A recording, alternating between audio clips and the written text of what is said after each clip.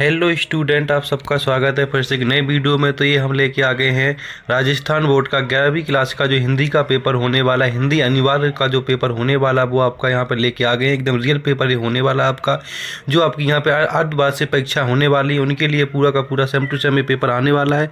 तो आपको यही क्वेश्चन आपके पेपर में देखने को मिलने वाले हैं। तो यहाँ पर देख सकते हैं ये आपकी कक्षा 11वीं का अर्धवार्षिक परीक्षा का पेपर 2024-25 का है, जिसमें आपकी क्लास 11वीं क्लास का ये पेपर होने वाला है। और यहाँ पे हिंदी अनिवार्य का ये पेपर है।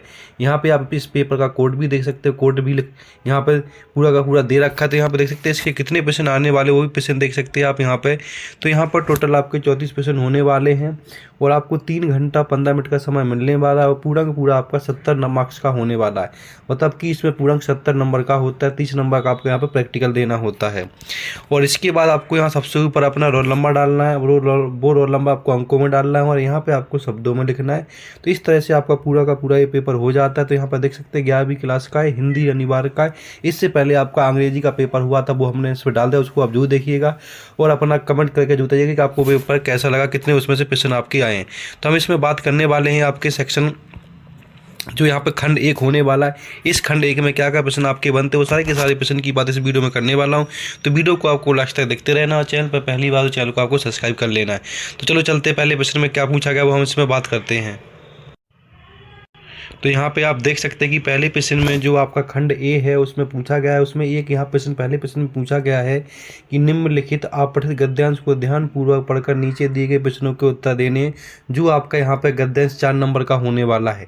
इसमें ये जो नीचे गद्यांश दे रखा है, इस गद्यांश को पढ़ के नीचे दिए गए प्रश्नों के आपको यहाँ पे उत्तर देने। तो यहाँ पे ये गद्यांश आपका 4 नंबर का होने वाला है। यहाँ पे क्या क्या पूछा गया वो यहाँ पे आप देख सकते हैं। तो यहाँ पे पूछा गया है पहला प्रश्न कि हमारे यहाँ शिक्षा को क्या माना गया है। हमारे यहाँ शिक्षा को क्या माना गया? परामर्श, बुद्धि, ज्ञान के प्रसरण की विधि या मूल्य क्या माना गया? तो इसमें आपको यहाँ पे पढ़ के पूरा का पूरा ये देना है। तो इसका ऑप्शन आपका सा आ जाएगा, ठीक है। इसके बाद दूसरा प्रश्न की बात करते हैं। दूसरे प्रश्न में क्या पूछा गया हम उसकी बात कर लेते हैं। यहाँ पे दूसरा प्रश्न आपसे पूछा गया है, इसमें पूछा गया कि समाज के लिए कौन सी विद्या अधिक उपयोगी होती है। तो उसके लिए आपका इसमें क्या ऑप्शन आने वाला वो देख सकते हैं। तो वो आ जाएगी आपकी सामाजिक विद्या। कौन सी? सामाजिक विद्या। इसके बाद आपका ऑप्शन होता है थर्ड, इसमें पूछा गया विधि का क्या अर्थ बतलाया गया। विधि का क्या? विधि का न्याय या फिर पढ़ाना या फिर सिखलाना, क्या बताया गया। तो इसमें आपका आ जाएगा ऑप्शन ए आ जाएगा, यहाँ पर देख सकते हैं आप। इसके बाद आपका प्रश्न नंबर 4 जिसमें पूछा गया कि क्या होता हूँ कार्य विधा से किससे जुड़ते हैं। तो इसमें व्यष्टि, समष्टि, भाषा, मूल्य क्या आ जाएगा इसमें। तो यहाँ पे आपका आ जाएगा भाषा। तो इस तरह से आपके यहाँ पे विकल्प वाले प्रश्न पूरे हो जाते हैं। इसमें पूछा गया कि उपयुक्त जो ऊपर वाला आपका उसका शीर्षक क्या लिखना है, वो शीर्षक बताना है आपको यहाँ पे। इसके बाद प्रश्न नंबर 6 में पूछा गया विद्या क्या है या कितने प्रकार की होती है। तो ये सारे के सारे प्रश्न आपको इस वीडियो में मिल जाएंगे। अगर इसका आपको PDF चाहिए तो PDF आपको टेलीग्राम चैनल पर मिल जाएगा, उसको आपको ज्वाइन कर लेना है। अब नेक्स्ट क्वेश्चन पर चलते हैं। नेक्स्ट क्वेश्चन में क्या पूछा गया हम उसकी बात कर लेते हैं। तो यहाँ पे नेक्स्ट क्वेश्चन से आप में पूछा गया है, जिसमें जो आपका नेक्स्ट क्वेश्चन होता है वो सेकंड वाला। इसमें पूछा गया कि निम्नलिखित गद्यांश को पढ़कर नीचे दिए गए प्रश्नों के उत्तर लिखने। मतलब जो यहाँ पे पूरा गद्यांश दे रखा है पोएम टाइप का, इस गद्यांश को पढ़ के नीचे दिए गए प्रश्नों के पूरे आपको यहाँ पे आंसर देना है। तो किस तरह से इसमें आंसर होने वाले, कितने प्रश्न पूछने वाले हैं। तो ये यहाँ पर टोटल आपका ये पूरा गद्यांश 4 नंबर का होने वाला है। तो यहाँ से भी आपके ये 4 नंबर पक्के हो जाएंगे। बस इसी गद्यांश को पढ़ के इसी गद्यांश में से उन प्रश्नों को आपको यहाँ पर छांटना है, तो वो सारे के सारे प्रश्न आपके यहाँ पे हो जाएंगे। तो चलो हम बात करते हैं कि पहला प्रश्न इसमें क्या पूछा गया उसकी बात कर लेते हैं। उसके बाद आगे के प्रश्न हम इसमें देखते हैं। तो यहाँ पे देख सकते हैं कि जो पहला प्रश्न इसमें पूछा गया वो देख लीजिए। यहाँ पे पूछा गया कि काव्यांश में कौन सा रस विद्यमान है। इसमें कौन सा रस विद्यमान है? भयानक, विभत्स, श्रृंगार, वीर, कौन सा रस इसमें है। तो इसमें आपका आ जाएगा वीर रस। क्या आ जाएगा इसमें? वीर रस। यहाँ पे दा पे क्लिक कर देना, आपको दा सही मान लेना है। इसके बाद दूसरा प्रश्न पूछा गया। दूसरे प्रश्न पूछा गया कि भय से भागे से कौन सा अलंकार है। इसमें कौन सा अलंकार है? अनुप्रयास, यमक या श्लेष या उपमा। तो इसमें आ जाएगा अनुप्रयास अलंकार, बी ऑप्शन आ जाएगा इसमें आपका। इसके बाद प्रश्न नंबर 3 पूछा गया है कि इसमें उपसर्ग कौन सा लगा हुआ प्रकृति में। तो इसमें क्या ऑप्शन आ जाएगा? इसमें ऑप्शन आ जाएगा प्रा। क्या आ जाएगा? प्रा ऑप्शन आ जाएगा आपका, सी ऑप्शन इसका आंसर आपका यहाँ पे हो जाएगा। इन चारों में से एक ऑप्शन होता है ना, तो इसका ऑप्शन क्या हो जाएगा आपका यहाँ पे? ऑप्शन सा आ जाएगा।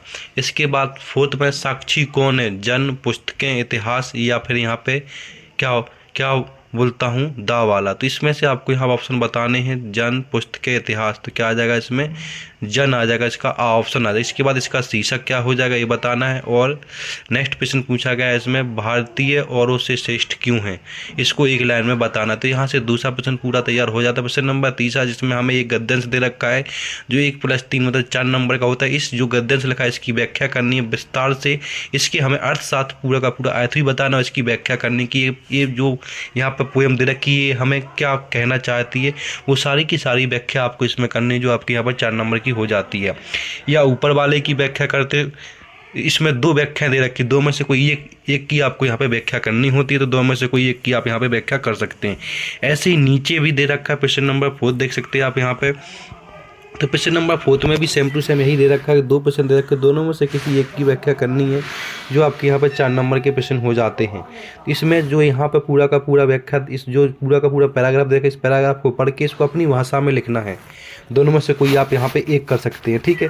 इसके बाद आप आ जाते हैं खंड, आप खंड बा पे आ जाते हैं, जिसके अंदर प्रश्न नंबर 5 निम्नलिखित प्रश्नों में से रिक्त स्थानों की पूर्ति करनी है यहाँ पे। तो यहाँ पे पूछा गया है कि क्या बोलता हूँ, खाली स्थान द्वारा लिखित दूरदर्शन का एक धारावाहिक है। तो जो यहाँ पे क्या होता है, रजनी द्वारा लिखित दूरभाषी एक धारावाहिक है, क्या है, मनु भंडारी या शेखर जोशी। तो क्या आ जाएगा इसमें, मनु भंडारी आपका आ जाएगा, ठीक है। इसके बाद दूसरा पूछा गया कि पालर पानी और पातल पानी के बीच का पानी कहलाता है, क्या कहलाता, पालर पानी और पातल बीच के पानी, तो उसको हम क्या कहते हैं, उसको हम कहते हैं रेजाड़ी पानी। तो यहाँ पे पहला आ जाएगा। इसके बाद तीसरा, अप्पू दुर्गा के पालतू खालिस्तान का नाम भूलो है, किसका, कुत्ते का या कबूतर का, तो कुत्ते का क्या नाम था, भूलो। इसके बाद लॉर्ड कार्जन भारत में बनकर आए थे, क्या आए थे, वायसराय या फिर क्या बोलता हूँ जनरल, तो वायसराय आ जाएगा। इसके घास या फसल काटने का औजार क्या होता है, तो ये इसमें ऑप्शन पहला आ जाएगा। स्वाति हिमाचल प्रदेश की एक क्या है, खंड या क्या बोलता हूँ यहाँ पे डिस्ट्रिक्ट है, तो यहाँ पे क्या आ जाएगा, खंड आ जाएगा आपका, ठीक है। तो यहाँ पे आपके रिक्त स्थान पूरे करा, यहाँ पे प्रश्न स्टार्ट हो जाते हैं, जो आपको एक पंक्ति में उत्तर देने हैं, जो यहाँ पे एक नंबर के प्रश्न आपके हो जाते हैं। तो सारे के सारे प्रश्न भी यहाँ पे करने वाले। पहला प्रश्न, मासिक वेतन को पूर्णमासी का चांद क्यों कहा गया है। दूसरा प्रश्न पूछा गया कि मियाँ को नानवाइयों का मसीहा क्यों कहा गया है, ठीक है, तो यहाँ पे ये आ जाएगा। तीसरे में पूछा गया कि बरादरी का यही सहारा है, किसने किससे कहा, प्रश्न नंबर तीसरा। प्रश्न नंबर 4 पूछा गया कि मानव शरीर का निर्माण किन 5 तंतुओं से बना हुआ है, मानव शरीर का निर्माण किन 5 तंतुओं से बना है। इसके प्रश्न नंबर 5 में पूछा गया कि चंपा ने ऐसा क्यों कहा कि कलकत्ता पर बजर गिरे। इसके प्रश्न नंबर 6 में गानपन का अर्थ क्या है, गानपन का अर्थ क्या है। इसके प्रश्न नंबर हम आ जाते हैं 7 में, जिसमें पूछा गया है 2 नंबर का प्रश्न है, मायके आई बहन के लिए